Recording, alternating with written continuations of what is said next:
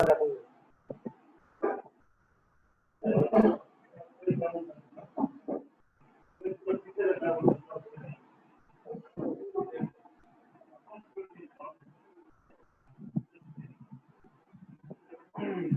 কথা কি শোনা যাচ্ছে বাকি? জি, শোনা যাচ্ছে।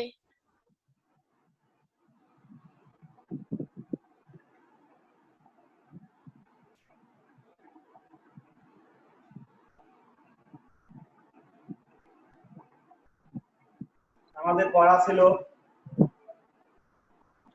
পুং গ্যামেটোফাইট কি মানে পড়ছি পুং গ্যামেটোফাইটের উৎপত্তি, এটা বুঝি পড়ছি, তাই তো?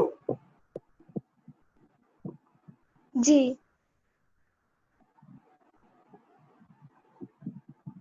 আজকে পড়বো স্ত্রী গ্যামেটোফাইটের। স্যার ওটা তো সেদিন পড়াইছেন। স্ত্রী গ্যামেটোফাইটের উৎপত্তি করছে, অল্প একটু পড়াইছিলেন। সময় ছিল না। সময় ছিল না। হ্যাঁ, এই তো মনে আছে।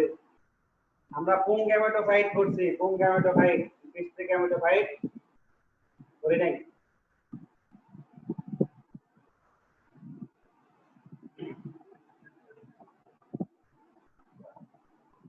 দেখি কেমন করছিলাম।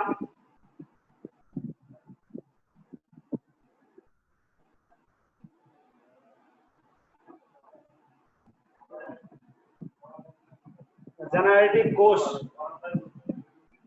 জেনারেটিভ সেল বলতে কি বুঝি?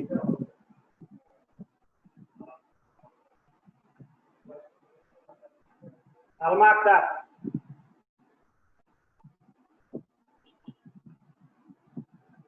জেনারেটিভ সেল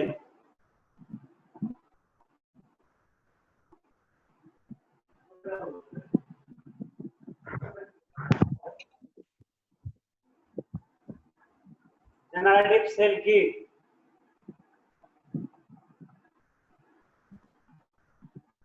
মাইটোটিক পদ্ধতিতে বিভাজিত ছোট কোষটি হচ্ছে জেনারেটিভ কোষ, আর বড় কোষটি হচ্ছে নালী কোষ। মাইটোটিক পদ্ধতিতে বিভাজিত ছোট কোষটি হচ্ছে জেনারেটিভ কোষ। মাইটোটিক পদ্ধতিতে বিভাজিত যে কোষগুলো হবে এই কোষের মধ্যে আবার ছোট কোষটি নাকি? এই জেনারেটিভ কোষটি আবার বিভাজিত হয়ে এখান থেকে কি উৎপন্ন হবে?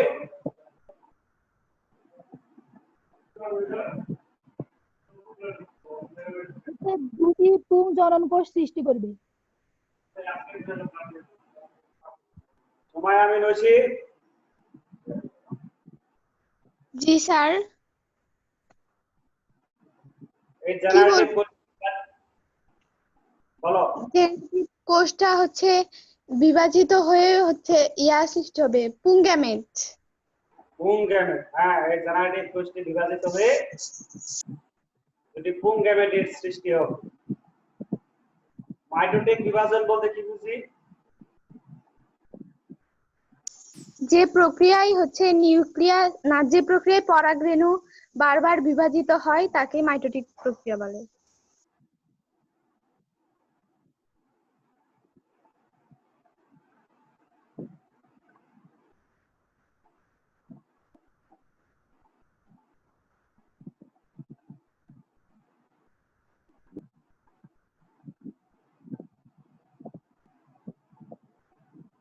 পোলেন টিউব, পরাগনালী,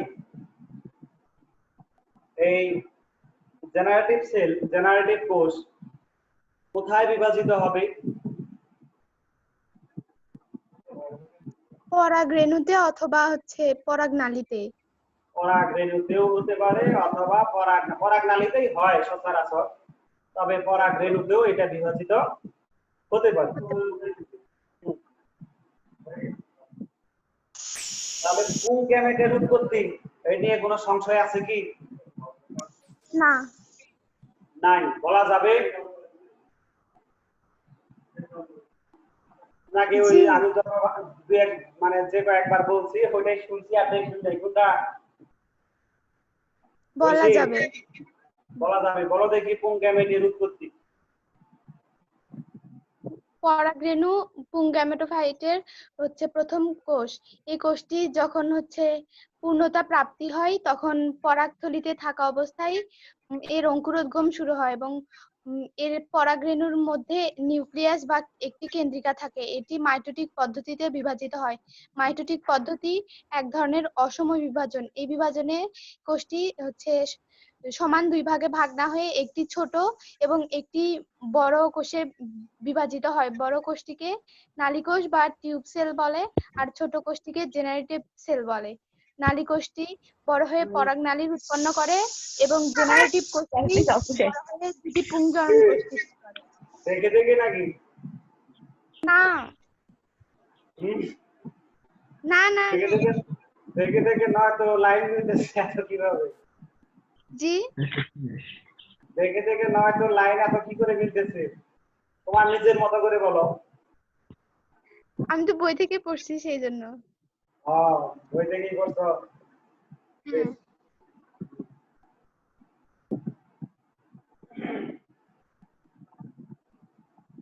স্ত্রী গ্যামেটোফাইটের উৎপত্তি।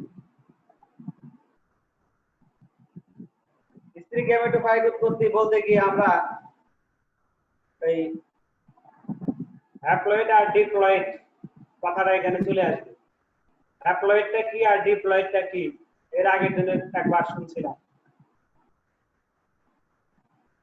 কারণ হ্যাপ্লয়েড ডিপ্লয়েড এটা বলতে গেলে আবার মাইটোসিস বা মিওসিস এগুলো সম্পর্কে ধারণা থাকা উচিত। মাইটোসিস বিভাজন, মিওসিস বিভাজন। সেদিন বুঝি মিনু বলছিল যে হ্যাপ্লয়েড আর ডিপ্লয়েড, এই যে মিনুকে দেখতেছি নবম শ্রেণী মিনু, যে মাইটোসিস কি হ্যাপ্লয়েড আর ডিপ্লয়েড কি। হ্যাপ্লয়েড আর ডিপ্লয়েড কি? ওইসে জি স্যার। হ্যাপ্লয়েড কি? যখন হচ্ছে অপত্য কোষের ক্রোমোজোম সংখ্যা মাতৃকোষের ক্রোমোজোম সংখ্যা সমান থাকে তখন সেটাকে হ্যাপ্লয়েড বলা হয়। আর যখন অপত্য কোষের ক্রোমোজোম সংখ্যা মাতৃকোষের ক্রোমোজোম সংখ্যা দ্বিগুণ হয়ে যায় তখন সেটাকে ডিপ্লয়েড বলা হয়।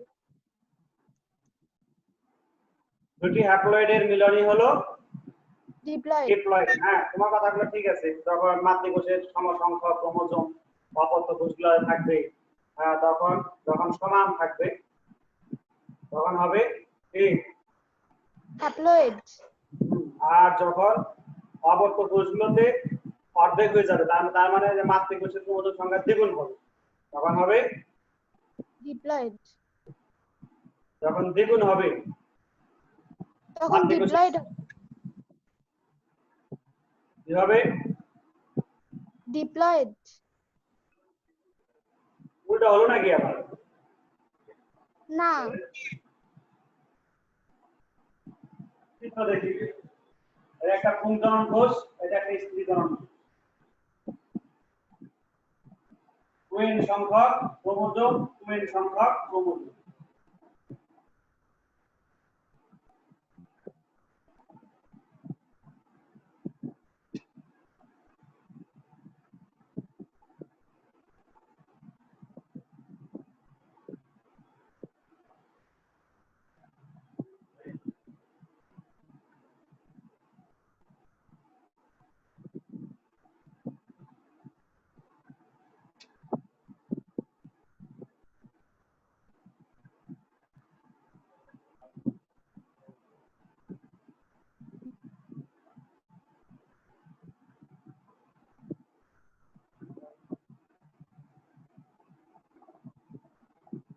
এটা একটা মাতৃকোষ থেকে দুই ধাপে টাইপ 1 এবং টাইপ 2 দুই ধাপে বিভাজিত হয়ে চারটি অপত্য কোষের সৃষ্টি।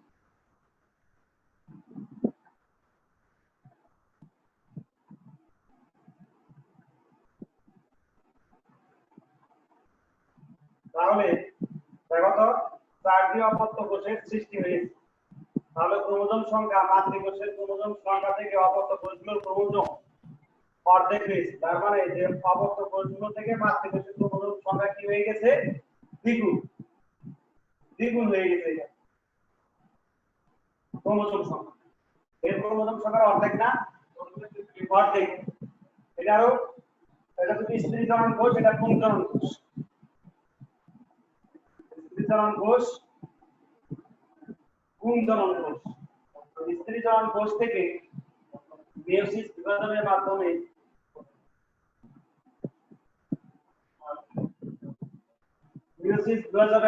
একটি স্ত্রী জনন কোষ থেকে 4টি অবক্র কোষের সৃষ্টি। পুংজনন কোষ, একটি পুংজনন কোষ মেয়োসিস বিভাজনের মাধ্যমে 4টি অবক্র কোষের সৃষ্টি। এখানে অবক্র কোষের ক্রোমোজোম সংখ্যা, এই মাতৃকোষের ক্রোমোজোম সংখ্যা অর্ধেক। মাতৃকোষের ক্রোমোজোমের সংখ্যা অর্ধেক। তাহলে এগুলা হলো হ্যাপ্লয়েড বিভাজন, হ্যাপ্লয়েড। আর দুটো হ্যাপ্লয়েডের মিলন, এটা হলো একটা ডিপ্লয়েড। ঐশী, জি স্যার। এখন কি বুঝছি যে এগুলো হলো হ্যাপ্লয়েড? তাহলে হ্যাপ্লয়েডে দেখো তো মাতৃকোষের ক্রোমোজোম সংখ্যা সমান থাকলো না অর্ধেক হয়ে গেল? অর্ধেক হয়ে গেল। আর তখন মনে হয় উল্টা বলা হয়েছিল। হ্যাঁ, উল্টা বলা হয়েছিল না? জি। যখন কোন মেয়োসিস বিভাজনের মাধ্যমে পুংজনন কোষ হোক আর স্ত্রী জনন কোষ হয়, এটা কি হবে? মেয়োসিস বিভাজনের মাধ্যমে যখন 4টি অবক্র কোষের সৃষ্টি হবে, এই 4টি অবক্র কোষ দেখা যায় না।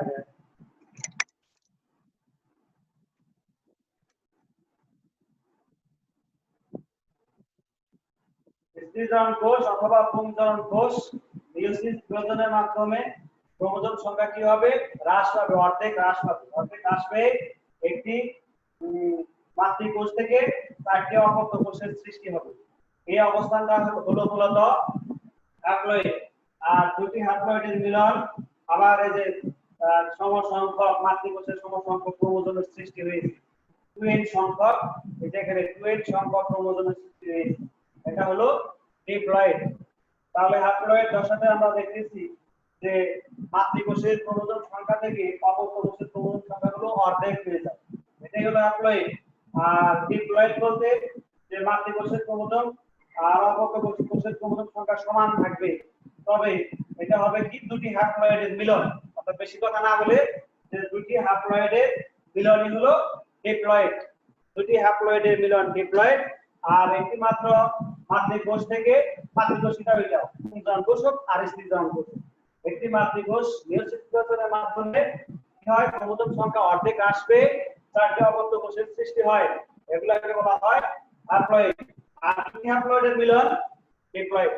কি বিনু সরকার, হ্যাপ্লয়েড আর ডিপ্লয়েড সম্পর্কে মনে পড়ছে কিছু? স্যার মনে ছিল তো, আগে ওটা শুনে একটু পাঠ হয়ে গেছিল, এই জন্য জিজ্ঞাসা করছিলাম। বেশ, আমার কিন্তু মনে আছে যে বিনু সরকার এরকম একটা সমস্যা নিয়ে ভুগতেছে। আচ্ছা, আমরা এবার একটু দেখি স্ত্রী গ্যামেটোফাইটের উৎপত্তি একটু পরে দেখি।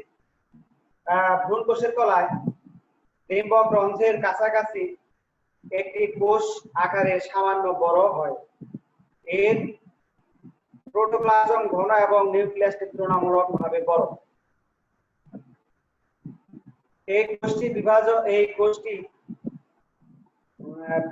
বিভাজনের মাধ্যমে 4টি হ্যাপ্লয়েড কোষ সৃষ্টি করে। তার মানে যে এটি বিভাজন বলতে এখানে 4টি হ্যাপ্লয়েড কোষ সৃষ্টি হতে হলে এই মেয়োসিস বিভাজনের গুরুত্ব অবশ্যই। এই মেয়োসিস বিভাজনের মাধ্যমে একটি মাত্র মাতৃকোষ থেকে 4টি অবক্র কোষের সৃষ্টি হওয়া সম্ভব। এই জন্য আমরা যে মাইটোসিস অথবা মাইটোসিস বলা হয় না। মাইটোসিসটা কেমন হতো? একটি মাত্র কোষ থেকে 2টি অবক্র কোষের সৃষ্টি হবে এবং সেখানে ক্রোমোজোম সংখ্যা কি থাকবে? সমান থাকবে। হ্যাঁ, কি থাকবে? সমান।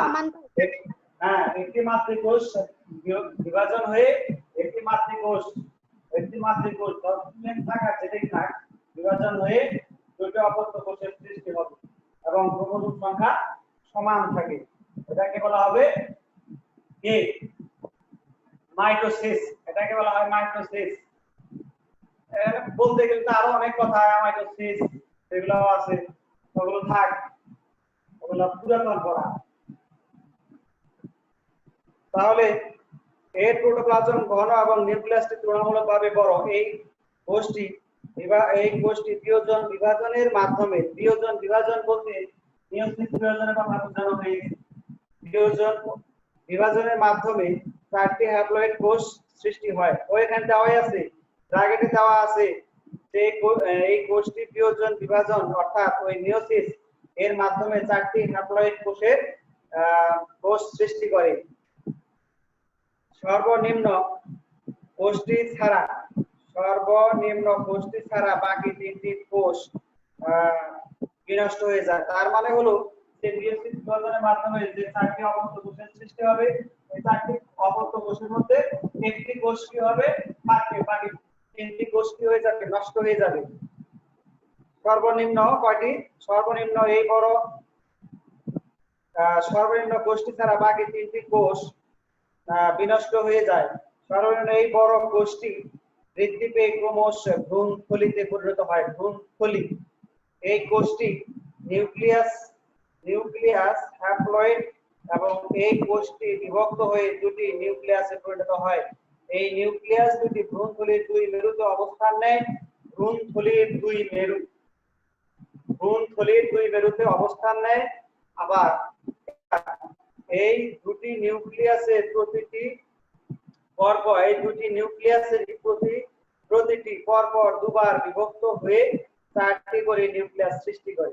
এই নিউক্লিয়াস দুটি ভ্রূণথলির দুই মেরুতে অবস্থান নেবে এবং এই দুই মেরুতে অবস্থানরত এই নিউক্লিয়াসটি আবারও মিয়োসিস বিভাজনের মাধ্যমে 4টি করে কোষের সৃষ্টি করে।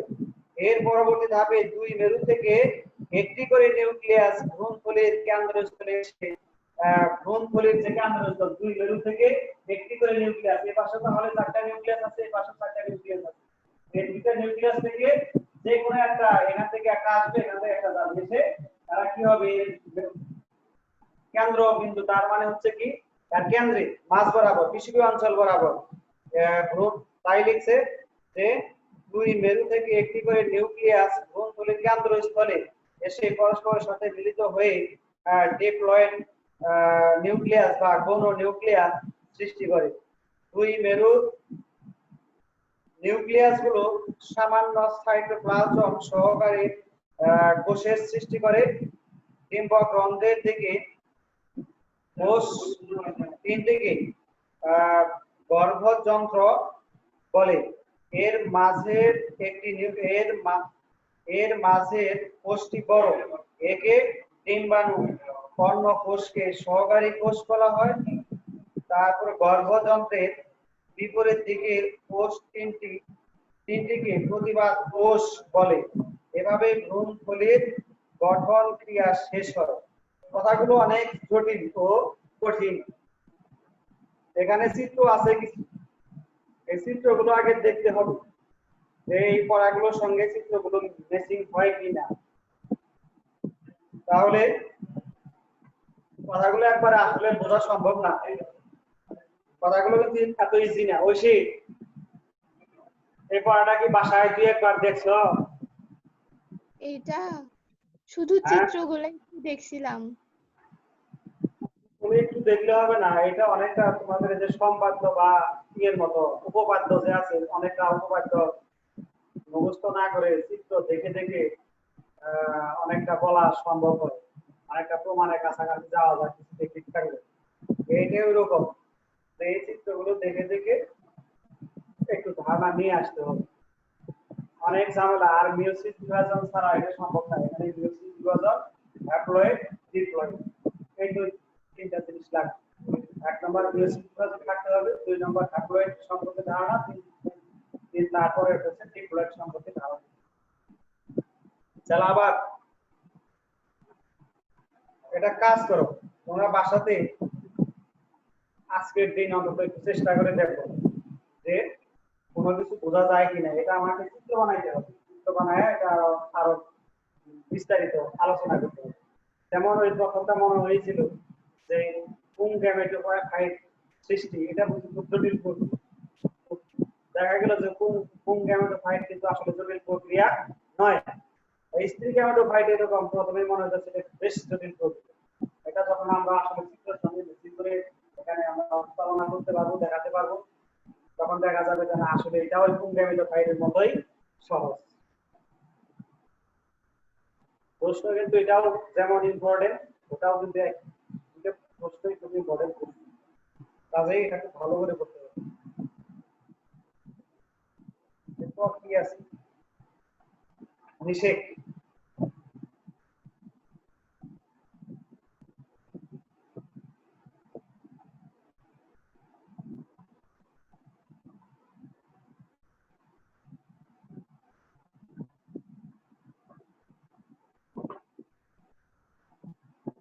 আচ্ছা, আজকে এই স্ত্রী গ্যামেটোফাইটের উপর এটাই যতটুকু জানলাম, যতটুকু দেখলাম এই পর্যন্ত থাক। নেক্সট ক্লাসে আবারও এটা চিত্র সহকারে ইনশাআল্লাহ ভালো করে দেখার চেষ্টা করব।